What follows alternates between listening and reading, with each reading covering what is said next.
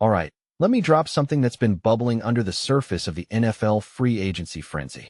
Imagine this. Deebo Samuel just signed with the 49ers for $7 million, and suddenly the entire league is scrambling to figure out where the real stars are going to land. But here's the kicker.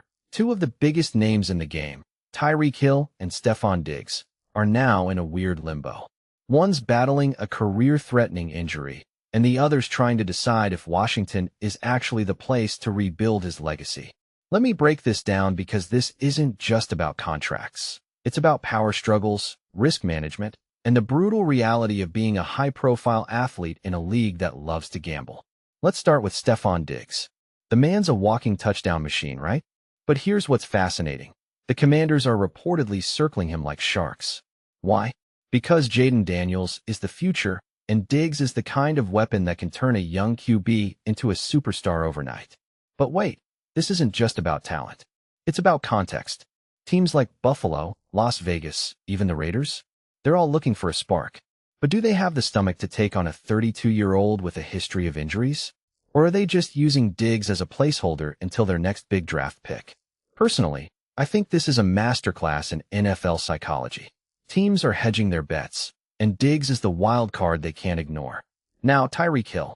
Oh boy, this is where it gets messy. The guy's still recovering from that season-ending knee injury, and honestly, watching his workout video last week felt like watching a car crash in slow motion. He's doing push-offs with no power in his left leg.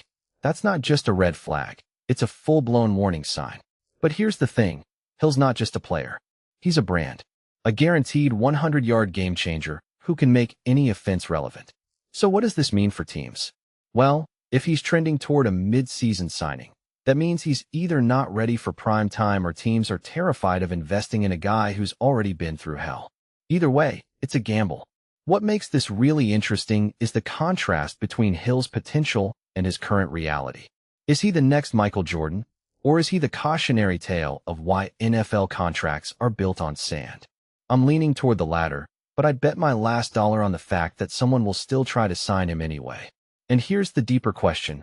What does this say about the NFL's obsession with short-term fixes? Teams are chasing stars like Diggs and Hill because they want instant results. But when those stars are broken or inconsistent, they're left scrambling.